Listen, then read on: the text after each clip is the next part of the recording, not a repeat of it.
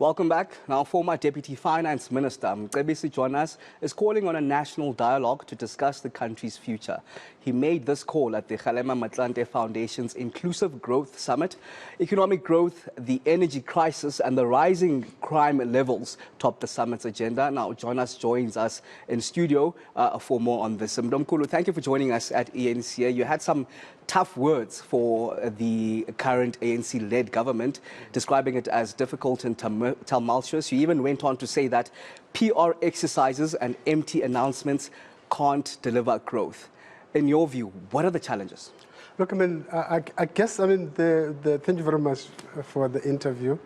You must put the context correctly. I think the conference that we attended, which is an annual conference, focused on inclusive growth.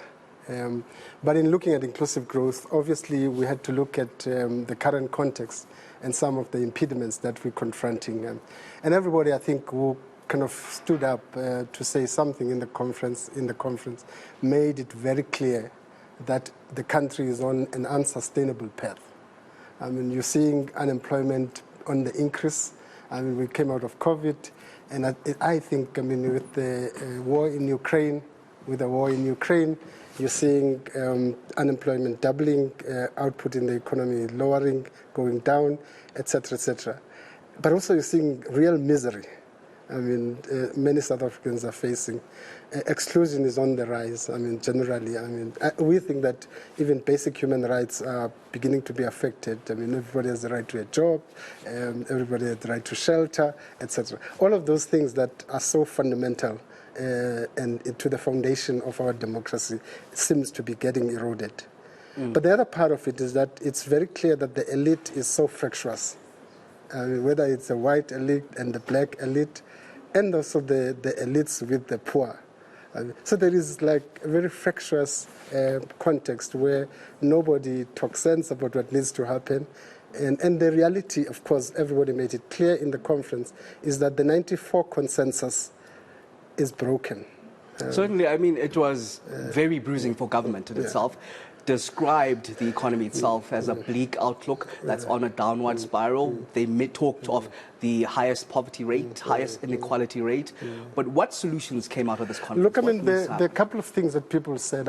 It's very clear, I think, there's no time for tinkering. We've done that. You can say, let's correct the NPA so that it works better, we address crime. That's important, we have to do that. Let's make certain changes in the economy so that we can kind of have a trickle of growth, etc. I think the truth of the matter is that we need a bigger conversation. And the bigger conversation should be about what is the new vision. And now that you see, and it's very clear that the national consensus that we had in '94 has collapsed. And we do need to bring South Africans together in a dialogue that maps out a new vision, that reimagines the country. And in a sense, I think somebody in the conference said we almost need to have a discourse on a new democratic republic, the second republic, basically. Economic codessa is some of what was described. And it's beyond just economy. We're looking at the social structure of our society. We're looking at the moral fiber of our society, which is also in shreds. So it's really an overarching conversation that begins to map out a new vision for the country. It's not linked, and I think I keep on emphasizing the point, it's not linked to trying to save a political party or trying to ensure that we have a new direction that ensures that one political party or the other remains. If you recall, the Freedom Charter says the people shall govern. And it was deliberate. It never said the ANC shall govern. It said the people shall govern. The people as agency for change, that's what we need. Get them active, get them involved. A new vision you talk of, and former President Kgalema Motlanthe spoke of an alternative other to take the country forward, suggesting that the ANC must be willing to hand over the baton to people that can actually take the country forward. I want your take on this. Is the ANC, would it be willing to first concede that it's failing to lead the country and then maybe hand over the ropes to people that can take the country forward? Look, I'm sure it will. The ANC is inherently democratic. That's my own assumption. It considers a democratic foundation. But that's not the point. The point is that you need society to speak in one voice about where the country should go. And that's the essence of the conversation. And we actually map out a couple of areas that we think the new agenda should entail. One of them is growth. I mean, we need a new growth agenda, something that, because I think without growth, we're going nowhere. I mean, social protection we can provide, we can create new opportunities, etc., etc. We need a new vision, a perspective on growth. And at the moment, we do not have a growth agenda, by the way. And we need to be real about creating a proper investment environment. We need to look at capital allocation in our economy in such a way that we actually create jobs. We also said, I mean, inequality is a big problem. Inequality is a problem for growth, but this is also a problem for political stability. Well, the president is set to address the nation this evening. State capture at the core of that conversation. Do you believe that government is acting fast enough on the Zondo Commission recommendations? Look, I mean, let's face it, I mean, there has been progress, no doubt. I mean, there has been progress. But again, I mean, our problem is deeper.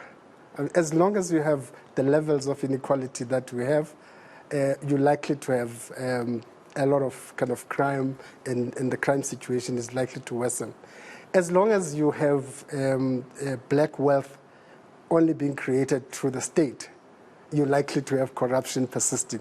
So the point I'm making is that, yes, implement the Zondo Commission, do whatever is needed to prosecute and do whatever is needed. But fundamentally, you need to restructure this economy. We need to restructure our society. We need to create new sources of wealth. We need to build a new entrepreneurial black class that has a stake in the economy. That's a fundamental restructuring of the economy. It requires a conversation bigger than just parties winning elections.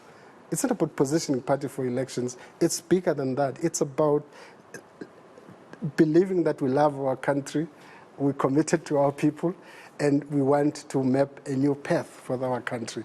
And that's beyond party. And some say that if the president fails to speak tonight about the transformation of the justice administration, his speech would have really meant nothing. I want your take on this. Look, again, I mean, I'm saying that's part of what is needed anyway.